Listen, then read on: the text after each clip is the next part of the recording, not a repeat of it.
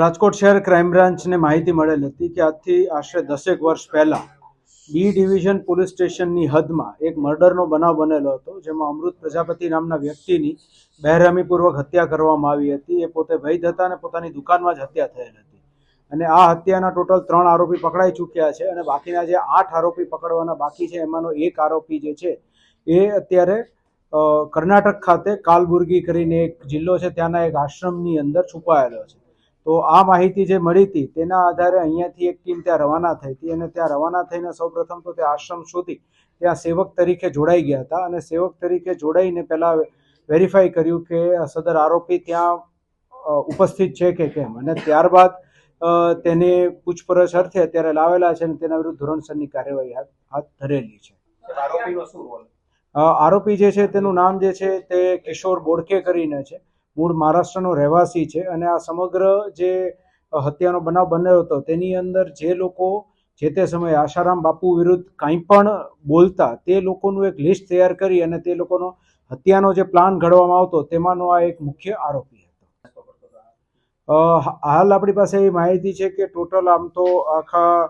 ઇન્ડિયાની અંદર 400થી વધારે જે અલગ અલગ આશ્રમો જે આશારામ બાપુના નામને અથવા એમના ટ્રસ્ટના નામે જે બોલે છે તેમાં અલગ અલગ જગ્યાએ ફરતો રહેતો, જેમાં મુખ્યત્વે આપણા જે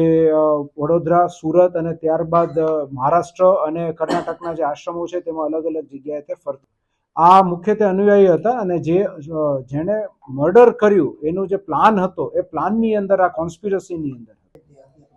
જે તે સમયે જે મુખ્ય જે આપણા આરોપી પકડાયેલા છે જેમાંનો એક આરોપી કાર્તિક જે અત્યારે પણ જેલમાં છે, તો તેની સાથે મદદગારીની અંદર અને આખા કોન્સ્પિરસીની અંદર આ હતા અને જે લોકો પણ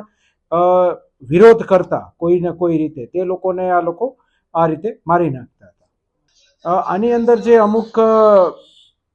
જે આપણે અહીંયા અમદાવાદ ખાતે જે કેસ રજીસ્ટર થયેલો હતો અને મેઇનલી જે છે સુરત ખાતે જે કેસ રજીસ્ટર થયેલો હતો, તો તે કેસ વિશે જ્યારે આ કેસ બધા રજીસ્ટર્ડ થયા, એક જોધપુર ખાતે કેસ રજીસ્ટર્ડ થયો, તો એ કેસની અંદર ખરેખર આશ્રમની અંદર શું ચાલતું હતું તો તેના વિશે તે પોલીસને સાક્ષી તરીકે પણ કામ લાગતો હતો અને એ ઉપરાંત જ્યારે નેશનલ ડિબેટ કે કોઈ ટીવી ડિબેટ બીજી કંઈ થતી હોય તો તેની અંદર પણ આ વ્યક્તિ જે છે પોતાના ઓપિનિયન અને ખરેખર આશ્રમમાં શું ચાલતું તેની માહિતી આપતો. જે તે સમયે ત્યાં આશ્રમની અંદર આશરે 10 વર્ષ સુધી એણે વૈદ તરીકે સેવા આપેલી હતી, એટલે સંપૂર્ણ જે ત્યાં શું ચાલતું તેનાથી એ અવગત હતો. આ આરોપી જે છે એને આ ઉપરાંત બીજા 3 જેવા ગુના કે જેની અંદર આશારામ બાપુની વિરુદ્ધ બોલનારા વ્યક્તિઓ જે છે તે લોકો ઉપર જ તે એટેક કરેલો, જેમાં એસિડ એટેક પણ કરેલો છે, એ ઉપરાંત છરી પણ મારેલી છે, ધોકાથી પણ એટેક કરેલો છે, તેવા અલગ 3 સુરતની અંદર નોંધાયેલા ગુનાની અંદર પણ આ આરોપી છે. આ કેસની અંદર અત્યાર સુધીમાં કિશોર બોડકેને હાલ કાઉન્ટ કરીએ તો 4 આરોપીની ધરપકડ થઈ ચૂકી છે અને બાકીના 7 આરોપી હજી પકડવાના બાકી છે, જેની તપાસ હાલ CID ક્રાઇમની અંદર ચાલે